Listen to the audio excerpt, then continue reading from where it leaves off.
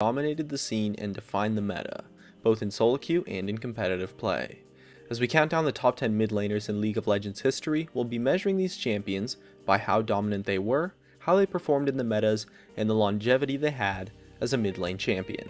Also guys, I got some cool stuff to show off at the end of the video, so stick around for that. Anyways, let's get started.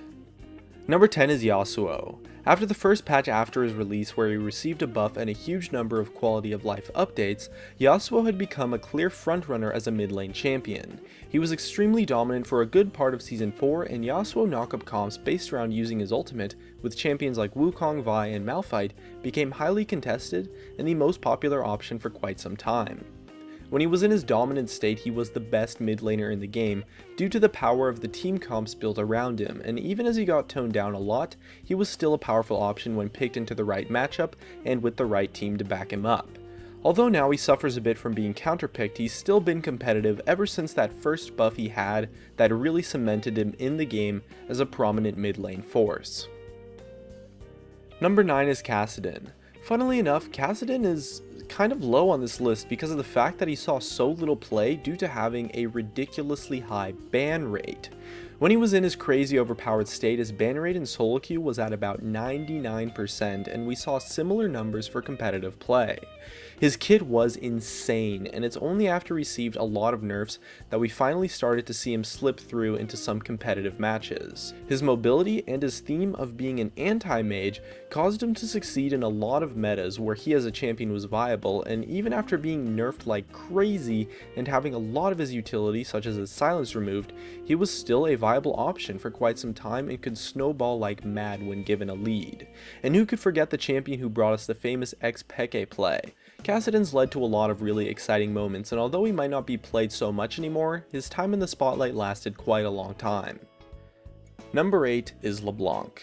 Despite being considered what was basically garbage tier in Season 2, LeBlanc in Season 3 started to rise up and completely dominated the scene in Seasons 4 and 5. By changing the playstyle to max W instead of Q, her weaknesses of poor wave clear was made up for quite a lot, and she was able to become a burst mage assassin that was hyper mobile to the point where making plays and carrying games was super easy. And with the silence on her Q at the time, her laning phase was dominant against anyone who couldn't handle her burst, since her trading power was so one-sided due to the silence. Even after her silence was removed completely, she was still really strong due to the raw power she had in her kit on such short cooldowns. Number 7 is Ahri. She's done a great job of very consistently being a powerful option ever since she came out. She's had a few crazy edge cases where she was the best mid laner in the game by far for a patch or two, but she's been mostly top tier ever since early Season 3 since her kit is just so overloaded with utility that she can find success in almost all situations. And when she was strong, she completely wrecked the meta and was ridiculously popular. And even after being nerfed, she was still a really popular option due to her versatility as a character, causing her to be picked so often and have success in any meta where she wasn't over nerfed. Number 6 is Nidalee. Since Season 1 up until her rework, Nidalee was the dominant poke mage champion for any teams looking to run poke comps. Her high range spear on a super short cooldown with a ridiculous hitbox and ridiculous damage allowed her to be a fantastic siege champion, and her cat form allowed her to follow up on engages, which most poke mages had a much harder time doing. So with that, she brought a slightly more versatile and dynamic style of play. Poke comps have been a popular option since Season 1, and up until her rework, Nidalee was consistently a key factor in them. She was occasionally played as a top lane option, but she was predominantly a mid laner and saw a ton of play and was a really powerful champion to face that dominated the poke meta since her damage was totally ridiculous and the heal was very impactful when sieging objectives. Number 5 is Gragas. He shined in the mid lane through massive burst damage in his kit and short cooldowns, causing him to have not only amazing poke, but also the damage for burst combos when needed. His short cooldowns made him super powerful in fights, and his crowd control made his pick potential and utility quite insane. He shined as a competitive mid laner all the way from Season 1 up until his rework really, to even a few months after his rework until he started being played in the jungle. The explosive options his kit had and versatility as a champion allowed him to succeed in poke metas, assassin metas, tank metas, you name it. When he was strong, there was always the chance that he could QR the enemy AD carry and just one-shot them, and that power at range is really powerful and generates a lot of pressure that has a huge impact in positioning when it comes to team fights. He brought terror down on any squishy targets, and the massive AoE damage he brought was just insane. Number 4 is Karthus. Although his dominance only lasted for around 2 seasons or so, unlike the 4 or 5 of most of the champions on this list, he still gets played every now and then nowadays, and Karthus' reign in Season 2 and Season 3 was absolutely monstrous. It was at a time when global abilities were super overpowered and completely dominated the meta, and Karthus' ability to play as a frontline initiator with his passive was incredibly unique and made him the most contested pick in quite a lot of tournaments, since so many teams had prominent Karthus players. Reginald from TSM especially saw incredible success on Karthus, as the champion really allowed shot-calling mid laners to carry teamfights like mad by being an initiator, and the AoE damage Karthus brought to a fight was super reliable since most of it happened during his passive anyways, that you were going to get the Karthus combos off in a fight every single time since it's impossible to stop him when he's in his passive, that a massive AoE ultimate and frontline presence would allow the AD carries on your team to clean up the fight really easily, and so allowed Karthus team comps to completely dominate the meta. Number 3 is Zed. Ever since his release really, Zed has been a contested mid laner in every single region and an incredibly popular pick for solo queue too. He pioneered the assassin meta that took place in Season 3 and really developed the powerful style of jumping in, assassinating a target, and then jumping out for a free kill. His high range poke allowed him to have a dominant laning phase as well, and he became the premier split push champion for a long time and was super contested as a pick for split push compositions, or really just any comps looking for an assassin. He remained powerful in the meta from his release up until today, since he's a super fun champion to play and has pretty much always been a really strong pick up until arguably recently. His assassin style allowed him to counter most poke mages and do a really nice job of forcing fights and picking off fed carries.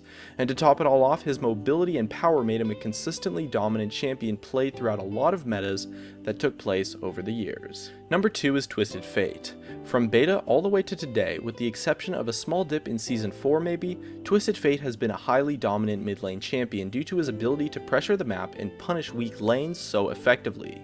And when he was on top, there was no champion who dominated the mid lane as hard as Twisted Fate did, which happened around the time of Season 3. Notably, he was 100% pick banned across an entire season of OGN, and with his skill set was always a dominant option for solo queue. The utility his pick a card brings comboed with his wave clear allowed him to succeed in poke comps and perform well in teamfights. With the right build, he could pull off some massive burst damage to one-shot opponents, and he snowballed the map like no other champion in the game. The map presence Twisted Fate brings to a team is honestly insane, and he can carry all the lanes in any game by pushing a lane and just roaming constantly. Having a high damage targeted stun opens up quite a few options and makes it super hard to outplay him as well, so he has a very reliable kit to work with. It's difficult to lose the early game at all with an experienced Twisted Fate player on your team because they can carry every lane so hard. He might not be as versatile or as dynamic as some of the other champions on this list, but his strength and his reliability more than make up for it. And number 1 is Orianna. She might not have been as powerful for as long as some of the other picks on this list, but she definitely had her moment of being the best mid laner in the game around towards the end of Season 2, and throughout the years she's really clinched the spot of being the most consistent and versatile mid lane champion. In Season 2 she was a total monster, but she's been played in pretty much every meta from the start of Season 2 all the way until today. No dips or bumps where she fell out of the meta here and there like most of the other champions on this list. Her dynamic kit stems from the utility she provides with the awesome crowd control to combo for initiations, and her defensive options to make her powerful at kiting and in teamfights. Her damage is solid and reliable, and the Orianna ball composition is something that's been popular since Season 2 and has been a powerful option for team comps ever since. Comboing her ultimate with someone who has a gap closer is an insanely powerful initiation that instantly wins a teamfight when pulled off on the right target. And at the same time, since she has the defensive options in her kit with her kiting ability and her shielding, she's a strong pick even when behind. Her defensive options allow her to be a great pick versus assassins, and her shielding and wave clear as well as her initiation power make her a strong pick against poke champions, and so Orianna comps have been a strong consistent counter to quite a lot of the meta throughout the years, while also being a meta comp in its own right. And since she's strong throughout all phases of the game because of her passive, she's been a super reliable option that has dominated the meta.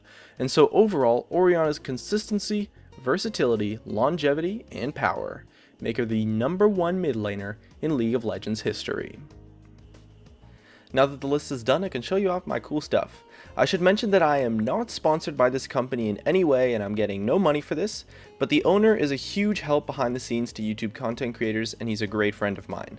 So he's starting what I like to think is basically a League of Legends themed loot crate, and it's called The Vault and can be found at theleaguevault.com or the link in my description. It comes every month and you get League of Legends trinkets, merch, and a whole bunch of random stuff that is pretty cool and is always going to be valued at around 60 to 70 bucks, so it's definitely good value. I got mine last month and I had some kick-ass Leona keychains that I've been wearing as a necklace nonstop ever since I got them. I am in love with these.